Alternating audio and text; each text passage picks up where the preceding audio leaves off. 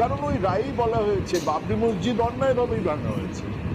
বাবরি মসজিদ ভাঙাটা কোনো ভালো কাজ বা ঠিকঠাক কাজ তা বলা হয়নি, কিন্তু বলা হচ্ছে ওটা অন্যায়। তাহলে সেখানে মন্দির কেন হবে? কারণ হিন্দু, কোটি কোটি হিন্দু মনে করে যে ওটাই রাম জন্মভূমি, মানে প্রমাণ নয়, ব্যাপারটা আস্থার, মনে করে। মানে আইন এখন চলবে কে কি মনে করে, কত লোক মনে করে। আজ এতদিন পরে এক ধর্মনিরপেক্ষ দেশের সুপ্রিম কোর্টের সর্বোচ্চ বিচারপতি নিজেও জানিয়ে দিলেন যে ওই বাবরি মসজিদ তৈরি করাটাই ছিল এক অপবিত্র কাজ। উনি কোথা থেকে জানলেন, কিভাবে জানলেন? ওনার নিজের রায় বলছে যে এরকম কোনো প্রমাণ পাওয়া যায়নি, কিন্তু উনি বললেন এই কাজটা পৃথিবীর মানুষের কাছে হিন্দু ধর্মকে যিনি নিয়ে গিয়ে হাজির করলেন। সেই হিন্দু চূড়ামণি স্বামী বিবেকানন্দ বলেছিলেন জগন্নাথ মন্দির একটা প্রাচীন বৌদ্ধ মন্দির, আর ওটাকে এবং অন্যান্য বৌদ্ধ মন্দিরকে হিন্দু মন্দির করে নেওয়া হয়েছিল। ওনার